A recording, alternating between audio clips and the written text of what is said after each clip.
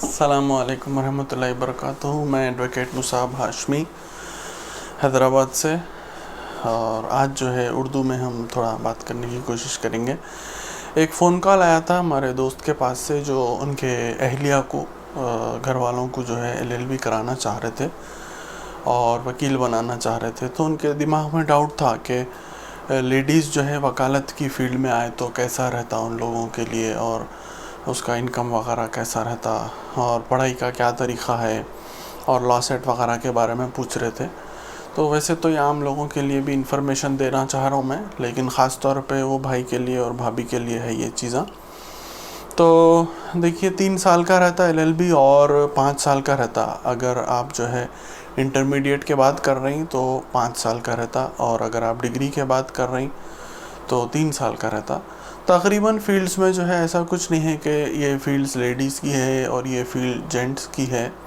दोनों लोग जो है कोई भी फ़ील्ड को तकरीबन 90% फ़ील्ड्स जो है कवर कर सकते हैं। तो I will begin with the dress code. अगर आप लोग जो है ड्रेस कोड से जो है सोच रहे थे कि मुनासिब रहता या नहीं रहता, तो ये चीज़ें जो है आपको वो करने का रहता। वैसे तो अभी पैंडेमिक और लॉकडाउन के बाद काफ़ी रिलैक्सेशन है।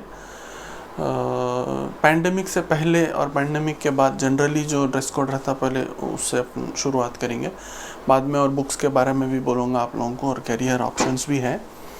तो ये देखिए, ये हो गई आपकी 2 मुही टाई।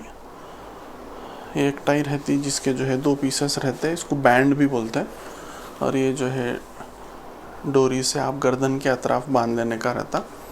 अगर जेंट्स है तो जो है कॉलर के शर्ट के साथ कॉलर के अंदर बांध लेने का रहता। अगर लेडीज़ हैं तो जो भी पहन रहे आप, शर्ट शलवार, साड़ी या जो है पैंट शर्ट, जो भी आपकी सहूलत और आपके ट्रेडिशन में है, वो कपड़ों के ऊपर जो है आप ये चीज़ गर्दन के पास पहन लेने का रहता। एकदम टाइट नहीं बनना इसको, ताकि सांस लेने में और दिमाग को जो ब्लड सर्कुलेशन जाता उसमें अड़चन नहीं आए वैसा। ये हो गई आपकी 2 मुही टाई यानी कि बैंड। फिर उसके बाद ये है आपका काला कोट। जेंट्स को भी लेडीज़ को भी काला कोट पहनना है। आप जो है जेंट्स शर्ट के ऊपर पहनेंगे, और लेडीज़ जो भी उनकी यूजुअल क्लोथिंग है उसमें से प्रेफरेबली वाइट पहनना। वो लोग वाइट शर्ट शलवार ले लीजिए आप, या वाइट साड़ी ले लीजिए, उसके ऊपर आपका ये ब्लैक कोट आ जाएगा एज़ यूजुअल। अब उसके बाद है, ये है गाउन बोलते हैं इसको। ये तकरीबन बुरखे के जैसा रहता, लेकिन जो है पीछे की तरफ ये एक्स्ट्रा सियावा रहता, बारीक सा कपड़ा रहता। ब्रीदेबल कपड़ा ले लेना आप, जिसमें से सांस ले सके, स्किन भी सांस लेती ना थोड़ी, और पसीना भी सूखना करने का रहता। ये जो है ये हिस्से पे एक सेपरेट हिस्सा एक्स्ट्रा पीस ऑफ क्लॉथ रहता, अगर आप सुप्रीम कोर्ट के एडवोकेट ऑन रिकॉर्ड बन गए तो। नहीं तो जनरली ये दिखता पीछे की तरफ से, और सामने से ऐसा रहता। और इसको बटन्स वगैरह नहीं रहते, आप एकदम जो है ढीले तरीक़े से इसको ऊपर कोट के ऊपर डाल ले सकते। इसके ऊपर भी आप जो है जेंट है तो आप वाइट पैंट और वाइट शर्ट पहनेंगे, या ब्लैक पैंट और वाइट शर्ट पहनेंगे, और उसके ऊपर बैंड लगाएंगे यानी कि 2 मुही टाई, और कोट पहनेंगे। कोट के ऊपर ये गाउन आएगा। लेकिन अब आजकल फ़िलहाल पैंडेमिक के दौरान ये 3 चीज़ों में से 2 चीज़ों का एग्जेम्पशन कर दी है गवर्नमेंट, ताकि जो है वही यूनिफॉर्म रोज़ रोज़ पहनते करते लोग, कोट वगैरह धुलता करता ज़रा कम, ड्राई क्लीनिंग में जाता आता। तो जो है पूरे ड्रेस कोड को जो है रिलैक्सेशन करके, सुप्रीम कोर्ट से लेके हाई कोर्ट से लेके लोअर कोर्ट्स तक पूरे ड्रेस कोड को रिलैक्स करके खाली टाई के ऊपर ला दिए हैं। यानी कि आप आपका नॉर्मल पैंट शर्ट पहनेंगे, उसके अंदर वाइट शर्ट पहनेंगे, और वाइट शर्ट के ऊपर ये बैंड लगा लेंगे आप। या अगर आप लेडी हैं तो शर्ट शलवार पहनेंगे, या साड़ी पहनेंगे, या कुछ भी फॉर्मल कपड़े पहनेंगे, प्रेफरेबली वाइट, और उसके ऊपर फिर गर्दन पे ये बैंड लगा लेंगे आप। और वैसे तो कोर्ट्स आजकल बंद है, खाली अर्जेंट मैटर्स और बेल पिटिशंस वगैरह के लिए ले रहे हैं, और वो भी ऑनलाइन ले रहे।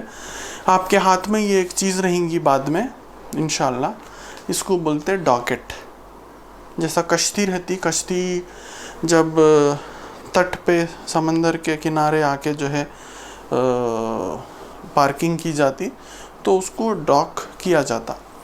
और जो है डॉक करने के लिए एक रस्सी लेके जो है डॉकेट की तरह अतराफ में बन के उसको घींटी मानी जाती। तो वैसा जो है ये डॉकेट है, डॉकेट की ये घींटी। होप के इसके अंदर जो है डेटा और क्लाइंट्स के नाम वगैरह आपको ना दिखें इतनी दूर से कैमरा में, जनरली मैं बता रहा हूँ, ये डॉकेट आपको जनरली कैरी करने का रहेगा कोर्ट को, आपके यूनिफॉर्म के अलावा। जो भी आपका उस दिन मैटर है कोर्ट में, तो उस दिन जो है आप फाइल ले लेके चले जाना। इसके ऊपर डॉकेट के ऊपर आप डेट लिख देना, नेक्स्ट हियरिंग कब है, किसके किसके बीच में है, कौन से कोर्ट में है, यहाँ पे आएगा कौन से कोर्ट में है आपका, फिर यहाँ पे आएगा आपका किसके किसके बीच में है, और आप कौन सी साइड से बात कर रहे हैं आप। फिर यहाँ पे तारीख़ लिख देते रहेंगे आप, और फिर जो है यहाँ पे पीछे आपके डिटेल्स रहेंगे, आपका फ़ोन नंबर, सेल नंबर, आपके जो है कॉन्टैक्ट डिटेल्स। ये डॉकेट को अपन खोलेंगे तो इसके अंदर जनरल कागज़ा रहेंगे, और कुछ भी ऐसा डरने की फील्ड नहीं है, नॉलेज की फील्ड है। फिज़िकल मेहनत कम है इसमें, मेंटल मेहनत ज़्यादा है। जिसका दिमाग बहुत ज़्यादा चलता रहता, थॉट्स आते रहते, ये वो ख्यालात आते रहते, बिला वजह के चीज़ें जो लोग सोचते रहते, वैसे लोगों के लिए जो है अच्छी फील्ड है। अब जो है जज के सामने जाके जब बात करते रहते आप, तो भूल गए करे, तो ये लिख ले सकते आप, may I please your honour. यानी तो अगर आप हाई कोर्ट में बात कर रही तो my lord, may I please my lord बोल के आप शुरू करेंगे।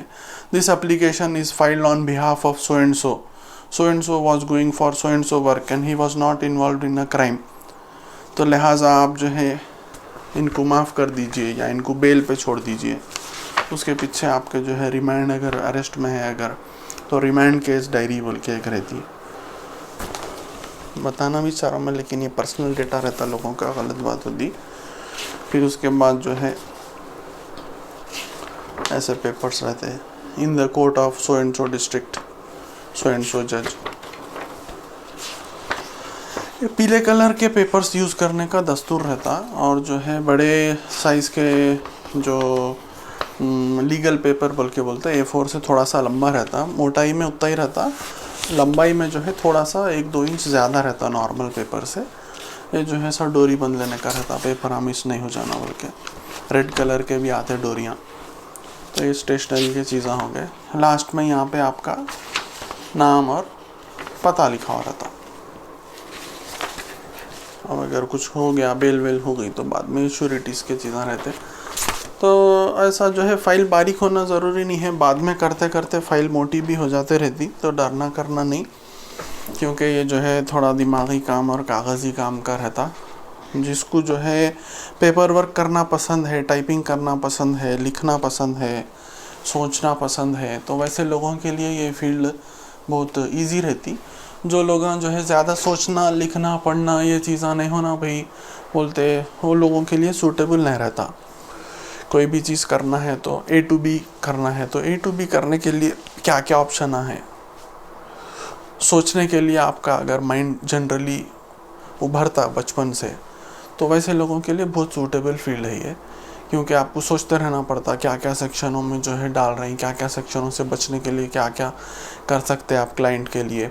एविडेंस अगर है तो एविडेंस को फिर एग्जामिन करना, क्रॉस एग्जामिनेशन के डिस्कशन करना, फिर जो है आप आर्ग्यूमेंट करना जज साहब के सामने, फिर उनकी पोजीशन और इज्जत जो है रखते हुए बात करना। ऐसा कर दीजिए आप बोल के नहीं बोल सकते आप, आपके ऊपर जो है सेक्शन लग जाते जब आप एडवोकेट बन जाते हैं इंशाल्लाह। तो ये बोलने का रहा था कि जज साहब मेहरबानी करके आप ऐसा करिए, ये हमारी प्रेयर है, ये हमारी इल्तिजा है आपसे कि माई लॉर्ड या माई ऑनर बोलो आप, या हाई कोर्ट में है तो माई लॉर्ड बोलेंगे आप, दूसरे कोर्ट्स में है तो योर ऑनर बोलेंगे।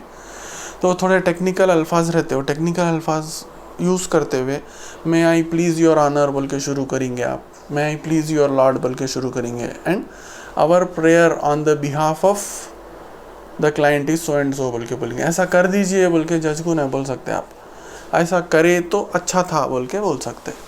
तो ये जो है असर्टिवनेस, ओवर असर्टिवनेस अगर है कि भाई ऐसा मैं बोल दिया ऐसा कर देना, ऐसा मैं बोल दिया ऐसा कर देना, तो वैसे लोगों के लिए भी शायद एडवोकेसी की फील्ड उतना सूटेबल नहीं रहती होंगी नेचर वाइज। तो आप पोलाइटली जो है जज के सामने बात रख सकना, और थोड़ा बहुत स्टेज फियर भी नहीं रहना कि जो है अतराफ में दूसरे एडवोकेट्स बैठे हुए रहते, एक तरफ पुलिस पार्टी बैठी रहती है, एक दो मुजरिमा बैठे हुए रहते, पूरे 25